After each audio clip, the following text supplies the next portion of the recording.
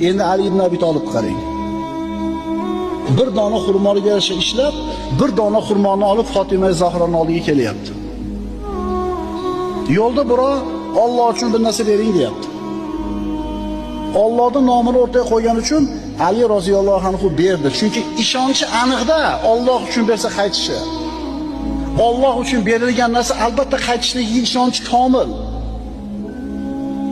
Biz ham iymonimiz komil, lekin bitta onor bo'lsa bermaslikda, to'g'rimi? Ikkita bo'lsa ham mayli, bittasini berib, bittasini olib qolardik.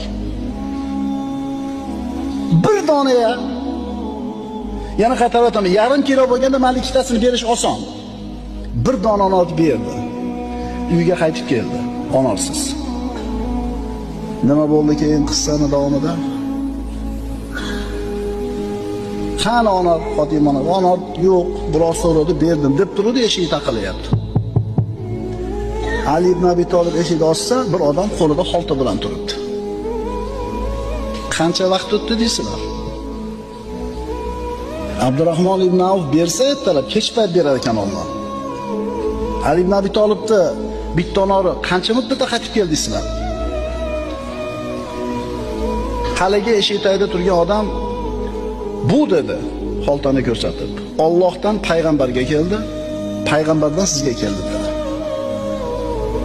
Shunda ochib qarasa, onor, bir xolta. To'xtab turib, ochib sanadi. 9 ta. Qancha deyilgan? 10 ta deyilgan. Robbisini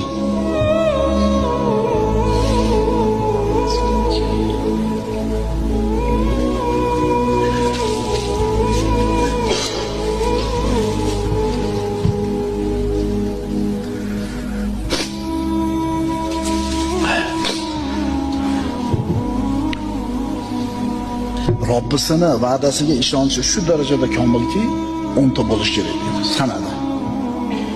So'rayapti. Allohdan bu rostdan Allohdan payg'ambarga keldimi? Ha. Payg'ambardan menga keldimi? Ha. Unda 10 ta bo'lish kerak. Yonboshdan chiqarib berdi, sizni sinamoqchi edim.